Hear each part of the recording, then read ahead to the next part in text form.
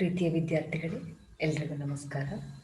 ಇವತ್ತು ನಾವು depository services ಎಂಟಿನ ಮುಂದುವರಿದ ಕಾನ್ಸೆಪ್ಟ್ಗಳಾದ ಅಡ್ವಾಂಟೇಜಸ್ ಆ್ಯಂಡ್ ಡಿಸ್ಅಡ್ವಾಂಟೇಜಸ್ ಆಫ್ ಡಿಮೆಟೀರಿಯಲೈಸೇಷನ್ ಬಗ್ಗೆ ತಿಳ್ಕೊಳ್ಳೋಣ. So as we have already discussed what is dematerialization and what is the process of dematerialization. Today, let us understand the advantages and disadvantages of dematerialization. Okay, so first let us understand the advantages of dematerialization. First advantage is security and safety. When the customers or investors such securities are in electronic form, it is safe and secure when compared to the securities when they are in physical form. Okay, so ಯಾವಾಗ ಇನ್ವೆಸ್ಟರ್ನ ಸೆಕ್ಯೂರಿಟೀಸನ್ನು demat ಅಕೌಂಟಲ್ಲಿ electronic ಫಾರ್ಮಲ್ಲಿ maintain ಮಾಡ್ತಾರೆ, ಆವಾಗ ಅದು ತುಂಬ safe ಮತ್ತು ಸೆಕ್ಯೂರ್ ಆಗಿರುತ್ತೆ when compared to physical certificates. ಅದರಲ್ಲಿ ಯಾವುದೇ ಲಾಸ್, ನಷ್ಟ ಆಗಲಿ ಅಥವಾ ಕಳೆದು ಹೋಗುವ ಸಂದರ್ಭಗಳು ತುಂಬ ಕಡಿಮೆ ಆಗಿರುತ್ತೆ. Second advantage is faster and smoother settlements in the case of dematerialisation. ಮೊದಲೇ ನಾವು ಡಿಸ್ಕಸ್ ಮಾಡಿದ ಹಾಗೆ ಡಿಮೆಟೀರಿಯಲೈಸೇಷನಲ್ಲಿ ನಿಮ್ಮ ಇನ್ವೆಸ್ಟ್ಮೆಂಟ್ ಮಾಡೋದಾಗಲಿ ಅಥವಾ ಬೈಯಿಂಗ್ ಆ್ಯಂಡ್ ಸೆಲ್ಲಿಂಗ್ ಆಗಲಿ ಅಥವಾ ಒಂದು ಅಕೌಂಟಿಂದ ಇನ್ನೊಂದು ಡಿಮ್ಯಾಟ್ ಅಕೌಂಟಿಗೆ ಟ್ರಾನ್ಸ್ಫರ್ ಮಾಡೋದು ತುಂಬ ಕ್ವಿಕ್ಕಾಗಿ ನಾವು ಮಾಡ್ಬೋದು, ಯಾಕಂದರೆ ಅದು ಎಲೆಕ್ಟ್ರಾನಿಕ್ ಫಾರ್ಮಲ್ಲಿ ಇರುತ್ತೆ. Third advantage is reduction in errors, mistakes while recording, while entering, while writing the physical certificates are more when compared to DMAT account.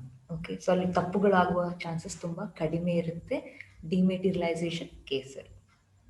Next advantage is easy transmission of transactions are easy settlement of transactions. So ನೀವು ನಿಮ್ಮ ಒಂದು demat ಅಕೌಂಟಿನ ಇನ್ನೊಂದು demat ಅಕೌಂಟಿಗೆ ತುಂಬ ಕ್ವಿಕ್ಕಾಗಿ ನಿಮ್ಮ ಸೆಕ್ಯೂರಿಟೀಸನ್ನು transfer ಮಾಡಬಹುದು. ಮುಂದಿನ ಅಡ್ವಾಂಟೇಜ್ ಅಂದರೆ simplified accounting and management. So ಇಲ್ಲಿ ಡಿಮ್ಯಾಟ್ ಕೇಸಲ್ಲಿ ಆದರೆ ಯಾವುದೇ ಫಿಸಿಕಲ್ ಲೆಜ್ಜರ್ ಬುಕ್ಗಳನ್ನು ಅಲ್ಲಿ ಮೇಂಟೈನ್ ಮಾಡದೇ ಇರೋದ್ರಿಂದ ಆನ್ಲೈನ್ ಎಲ್ಲ ಲೆಜ್ಜರ್ ಅಕೌಂಟ್ ಮೇಂಟೈನ್ ಮಾಡೋದು ತುಂಬ ಸಿಂಪಲ್ಲಾಗಿ ಅಕೌಂಟ್ಸ್ ಮೇಂಟೈನ್ ಮಾಡ್ಬೋದು ಮತ್ತು ಇಫೆಕ್ಟಿವ್ ಆಗಿ ಮ್ಯಾನೇಜ್ಮೆಂಟ್ ಕೂಡ ಮಾಡಬಹುದು.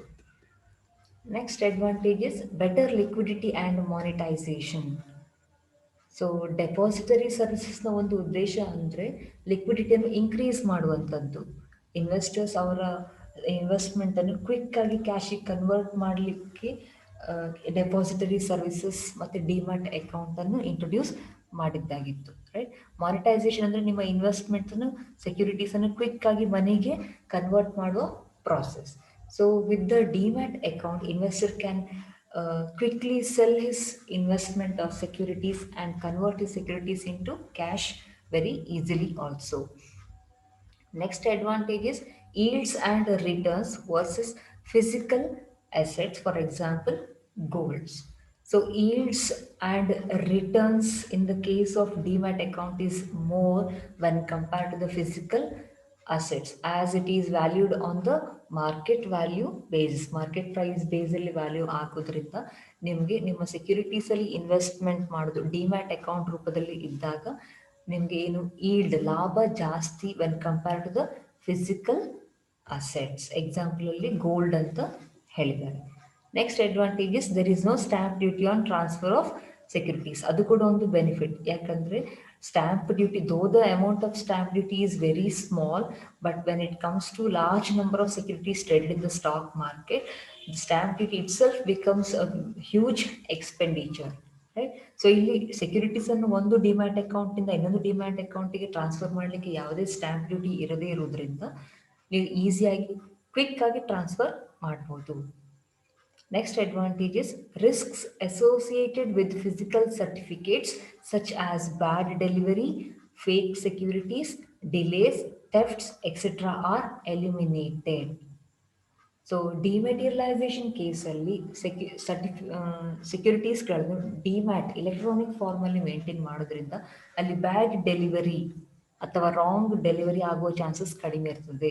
ಫೇಕ್ ಸೆಕ್ಯೂರಿಟೀಸ್ ಫಿಸಿಕಲ್ ಫಾರ್ಮಲ್ಲಿ ಇದ್ದಾಗ ಈಗ ಫೇಕ್ ಸರ್ಟಿಫಿಕೇಟ್ಸು, ಫೇಕ್ ಫಾರ್ಮ್ ಹೇಗಾಗುತ್ತೆ ಅಂತಹ ಚಾನ್ಸಸ್ ಜಾಸ್ತಿ ಇರುತ್ತೆ.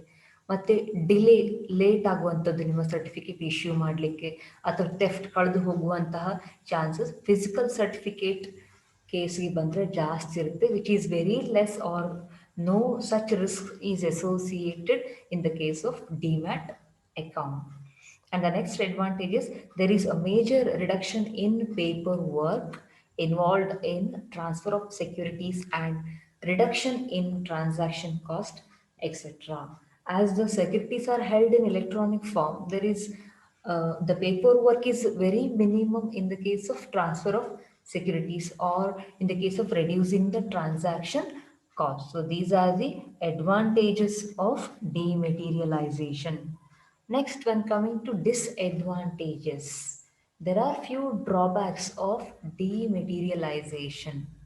Right? First drawback is costs associated with dematerialization is high when compared to cost associated with rematerialization or when the securities are held in physical form. Okay. Second drawback is trading in securities may become uncontrolled in case of dematerialized securities.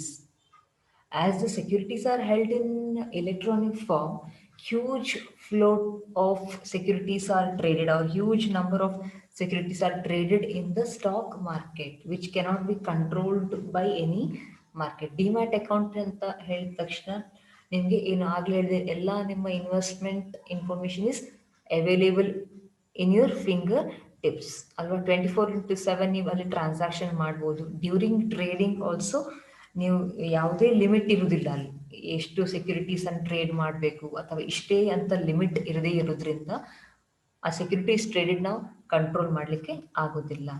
Next drawback ಅಂದರೆ it is compulsory for the capital market regulator to keep a close watch on the trading in dematerialised securities.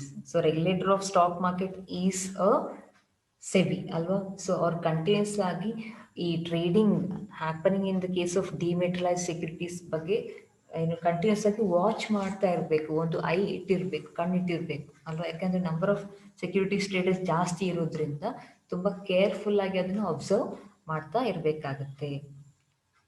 Next drawback ಅಂದರೆ chances of manipulation in the market. So ಮಾರ್ಕೆಟಲ್ಲಿ number of ಡಿಮೆಟಲೈಸ್ಡ್ securities trade ಜಾಸ್ತಿ ಇರೋದ್ರಿಂದ ಅಲ್ಲಿ manipulation, ಮಿಸ್ರೆಪ್ರೆಸೆಂಟೇಷನ್ ಆಗುವ chances ಜಾಸ್ತಿ ಇರ್ತದೆ. Demat ಅಕೌಂಟಲ್ಲಿ ಯಾವುದೇ ಮ್ಯಾನಿಪುಲೇಷನ್ ಫ್ರಾಡ್ ಆಗುವ ಚಾನ್ಸಸ್ ಇರುತ್ತಿಲ್ಲ, ಆದರೆ ಮಾರ್ಕೆಟಲ್ಲಿ ಟ್ರೇಡಿಂಗ್ ಆಗುವಾಗ ಮ್ಯಾನಿಪುಲೇಷನ್ ಆಗುವ ಚಾನ್ಸಸ್ ಇರ್ತದೆ.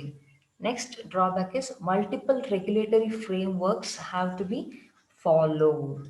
ಈ ಮಲ್ಟಿಪಲ್ ರೆಗ್ಯುಲೇಟರಿ ಫ್ರೇಮ್ವರ್ಕ್ಸ್ ಯಾಕೆ ಬೇಕಾಯಿತು ಅಂದರೆ in order to control, supervise, monitor the trading of dematerialized securities. And investors may find the process complicated. In some cases, the investors ಆ ಡಿಮೆಟಲೈಸೇಷನ್ ಪ್ರಾಸೆಸ್ ಇದೆಯಲ್ವಾ, ಇನ್ವೆಸ್ಟರು ಡೆಪಾಸಿಟರಿ ಪಾರ್ಟಿಸಿಪೆಂಟ್ಗೆ DRF ಕೊಡೋದು, ಅಲ್ಲಿಂದ NSDL register ಎಲ್ಲ approve ಮಾಡಿ ಮತ್ತೆ ಇನ್ವೆಸ್ಟ್ ಅಕೌಂಟಿಗೆ credit ಆಗೋ process ಸ್ವಲ್ಪ ಕಾಂಪ್ಲಿಕೇಟೆಡ್ ಅಂತ investors ಅಂದ್ಕೊಂಡಿದ್ದಾರೆ. So in this session we have discussed the advantages and disadvantages of dematerializations. For further explanation you can refer to the reading material. Thank you.